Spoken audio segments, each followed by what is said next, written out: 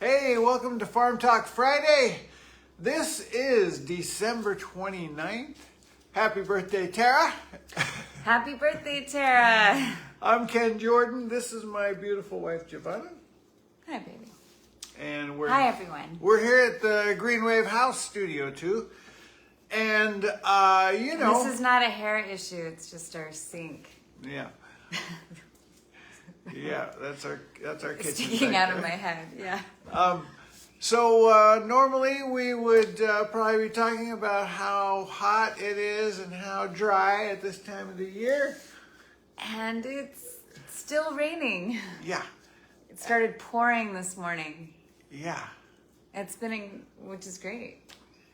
Yeah, it poured some last night in Santa Teresa, and then it just freak storm this morning here. Andrea. And anyway, that's great for the plants. Well, I mean, is it a freak storm? This is the fourth time since our friends Simon and Rachel left. I made a joke about it. I said, hey, you guys left and our area got so sad that it cried 4 times since you left. Yeah. And they just left a few days ago. That's right. So it's been unseasonally raining, but the plants are loving it. Yes, they are.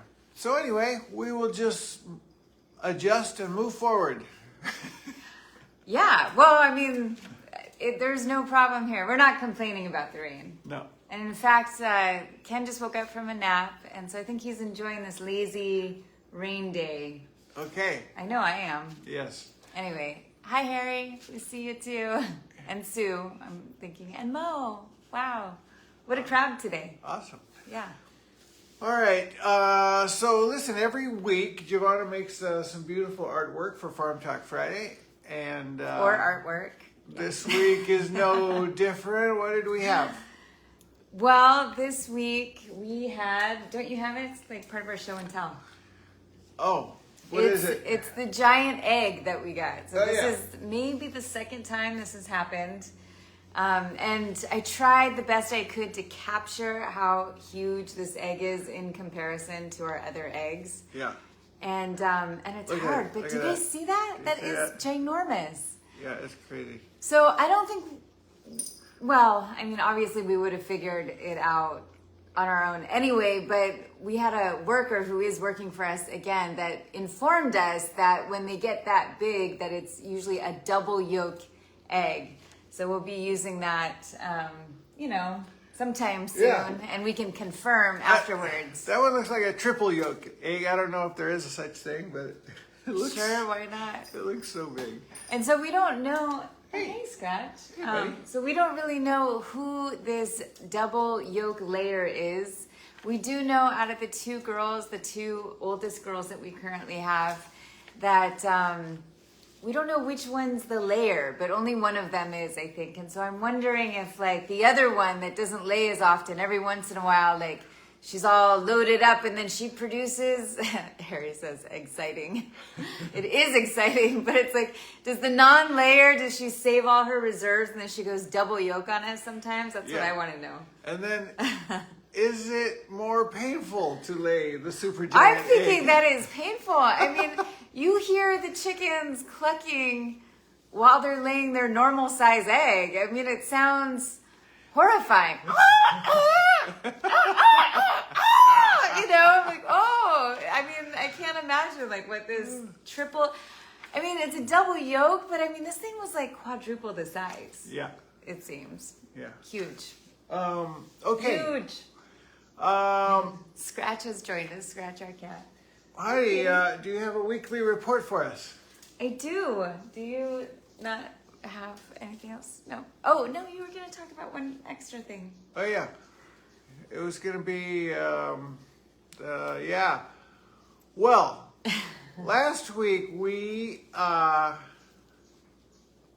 harvested and sort of consumed our very first homegrown cacao. So we got our first cacao pod. You know, we've been trying to grow cacao forever, and we had one, and it looked like a cacao. I think we left it on the vine a little too long. There was hardly any, it's normally like a syrupy liquid inside. It was kind of dried out. Oh, here's our seeds. Yeah. I don't know. I think it was fine, but No, it was on the vine too long, too dry. well, it's not a vine. It's a Whatever tree. it is, It's tree. a tree. The cacaos are trees. But that's a phrase on the vine. I know, but this is like a Vine. farm show. We don't want to confuse people and have Vine them have misinformation ripened. about the plants. On the tree too long. On the tree too long.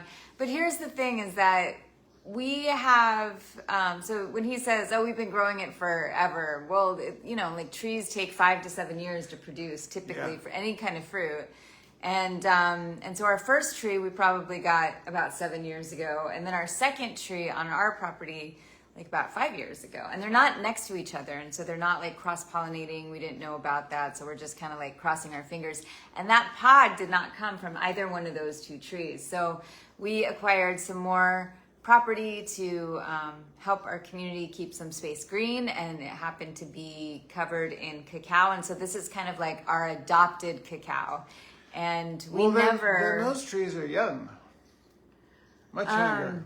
They are, Yeah. they are actually. They're probably 3 or 4 years old, but anyway, so it was a very Pablo's the one that discovered it because I asked him if he could do something specific around the bases, and so he was in there and he showed me the tree, and it's in a very shady spot, which cacao likes.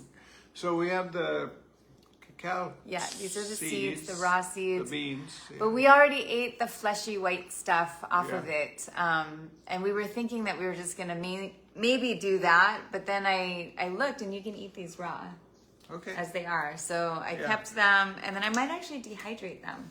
Okay. I'm not sure we're going to go through the whole roasting bit, but I put on our Green Wave House page, like from Miami Fruit, a video, like an explainer video of like the processing of cacao. And the woman or lady or girl or whatever we want to call it, she demonstrates how to cut open a cacao, her preferred method, and it looked nice. So we accidentally just cut it down the middle, and then Ken realized immediately, like, oh, if you do that, then you get cut seeds, and it's hard to see. Yeah, don't You cut see it that? down. Don't cut it down the middle. Don't cut it down the middle. So like I said, we just posted a video on our page. It's not something we made on our own, but I'm happy to endorse Miami Fruit. And she has a method where she just kind of opens it up, almost like you would like a pumpkin, except a little bit more of a circumference around it. Anyways, there's some information there for you guys. I also think I posted a video recently from Garden Nerd because this is part of my weekly report, processing beans this week. And I thought, why not, You can't see how pretty these are. These are beautiful. They're Yeah, like they're white and kind of shiny, and So these are Cannavalia beans. And so we were mostly growing these to kind of be a nitrogen fixer in our main yin yang garden, or what was our main yin yang garden. I would say now our main garden is our food forest. But anyway, so we have a bunch of these. And only recently did someone say, oh, I know Katie is making hummus out of them. I'm like, really? I'm like, we were told that they were toxic. And so I also posted this on our page. And they are considered mildly toxic. But if you boil them, which, normally we would do anyway, then it either makes it less toxic, less mildly toxic, or not toxic anymore at all. So we eat chaya, which we boil, and if you eat it raw, it's maybe mildly toxic also. I think we're going to be okay. We're going to try it out, and hopefully we'll be back next week. Now that you've said that about hummus, though, I would say you can make hummus out of anything. Absolutely out of any light-colored bean, because maybe also green beans. These are dried green beans. It's not like the overwhelming flavor of hummus comes from the garbanzo bean. It's like the garlic, the salt, the tahini, lemon, the tahini. Yeah. Tahini. Anyway. Hi, Catherine and Carrie.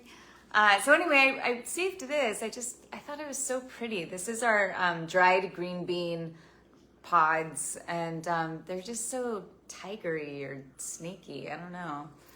What are you going to do with them? Well, I just saved them to show, and then I'm gonna compost them. All right. Yeah, but the green beans actually I like to cook as like regular beans. So like once they're dried, we don't always have enough when they're green, and this particular variety is not always that delicious when they're green anyway. So I like to dry them and then cook them as beans, and they're really, really good. That's what we're doing there. Okay, so I have a weekly report. Amazing. Like after Saturday Night Live, you know how they do their weekly report. I can't guarantee it's going to be as funny, but I have to say I did figure out this week another way that I could injure myself. I had a potential impaling, and it kind of reminded me. Remember when we went to Italy and there's that country inside of Italy on a mountain? Yes. Yeah, we have like a magnet actually. San Marino. Yeah, San Marino. And we went into this super creepy vampire museum. And Ken left me in there by myself at some point, and I got so nauseous. It was really disturbing. But you end up reading about like Dracula and how he was actually like Vlad the Impaler. And so anyway, so what happened is I was walking and I wasn't intending to work, but this often happens to me. And I always have a pair of clippers when I go on little walks around the food forest, just in case I can snip something and be efficient.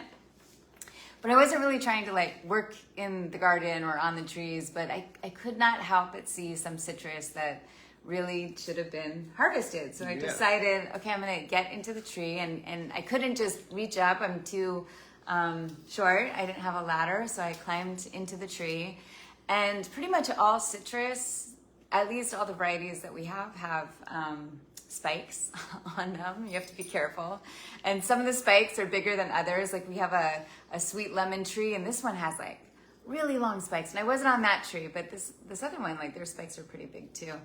And I was in my flip-flops, which I'm normally in anyway, but I think if I go climbing trees, I'm gonna wear, boots or shoes, typically. And so in my flip-flops, I slid, and I kind of slid onto the tree, and I rubbed myself is what I felt like.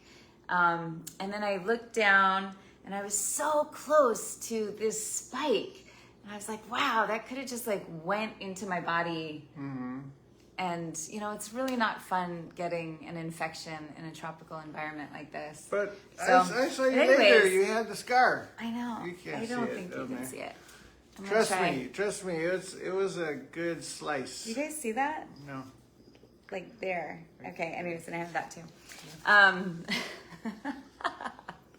Maybe you guys can rewind it and like zoom in. And trust me, it's really long. It was a good slice. Yeah, it was but not a slice, just a scratch. But it could have been really bad. And so just beware if you're gonna go work on your citrus, like maybe Kevlar. Just Kevlar. Yeah, Kevlar jumpsuit. We were joking around with our friends Simon and Rachel when they were here, and Rachel really wanted Simon, like Simon just bought a chainsaw, and I guess he has some sort of like Kevlar chaps, but I teased her and said I think I need a Kevlar jumpsuit because apparently, you can just poke yourself anywhere on your body with the citrus and other things. It's dangerous out there. So other things on the weekly report, I think we already said that.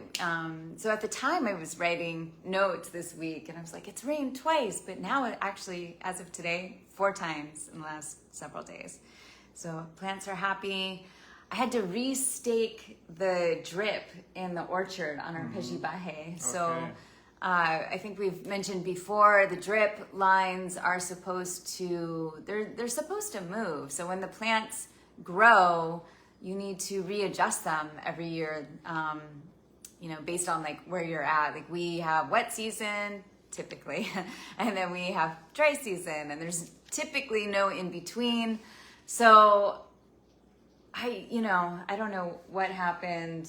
Somehow the stakes were way too close, and you don't want them like feeding water on like the old roots. You want them kind of like working for it a little bit. It's supposed to be like it rains, and the rain would drip and creates like a circumference line around the plant, and that's where you want to stake. And they were super close. Yeah. So I was slightly angry, and then I got over it, and all I did, I just restaked them, and that's okay. I am very proud. I trimmed a cashew tree. It's now time. A giant one? No, not the giant one. We have one like over by the Momento Oro area, and it's kind of small, and it was looking really just neglected and sad, but it's very approachable for me, like kind of my size of something. Like I didn't need a ladder to do it, and so it was just something that I could do on. I didn't have to make a major plan for it. Who are you seeing, Craig? Pep, how are you? Hi, everyone. So so I was out there and I was trimming it, and I learned some lessons. And one of them is I'm just calling like the glove method. Like you should have one, and at least one. You don't have to wear 2 gloves. Sometimes I feel like wearing gloves, it's just like bulky, and you're like, ugh. And so you don't wear them, and then you scratch your hands. And like I said, especially down here, if you forget to clean the wound easily, like we're more susceptible to infections down here. So what I realized was, okay, I want to wear a glove, and I decided that the more important hand is the grab hand, like when I'm grabbing for, and then I have my clippers in the other hand, so I'm not really touching the plant with the other hand. So, and then that helps me. That's usually the problem anyway, is that you're like, oh, this is clumsy because I'm trying to use my hand with the tool. So as long as you have your grab hand covered, then I think it's a pretty good method. All right. And I wanted to say that you can use your hand, especially if it's gloved, to trim the tree first, because sometimes there's like dead branches and they don't even need to be cut. You can save yourself a lot of time. And, you learn this from, especially monkeys have taught me this, like they're on branches and they kind of naturally break them off. So you can mimic that and just kind of go through a plant, like kind of comb through it and crunch it a little bit, and leaves can scatter and branches can break off, and then you have less like cutting to do. So anyway, so that's pretty much my report for the week. But I wanted to say, check out our projects, Permaculture Pinup and Permaculture Party Club. Okay, all right. And, both can be found on greenwave.eco. And listen, I want to do an end of the year sort of Jean, you ask. made it. I would like you all to donate to greenwave.eco. Go on there, find a donate page. Yeah. Also, as a board member of Wild Sun Animal Rescue, I would like you to become one of their patrons on Patreon.com. You can find out how to donate to Wild Sun through greenwave.eco. Oh, yeah. Because we're their fiscal sponsors. Yeah, just go to greenwave.eco and learn everything. So, come on, you've got to donate to get those tax deductions. So do it today at greenwave.eco. Yeah, and Ken is doing like an end of year thing, because if you want, so in April, that's when you file for the previous year, and you only have till December 31st to, to get that tax credit for this year. So hi to Deb, honey. Do you see that Jane made it? She hasn't been on for a little while. Jane!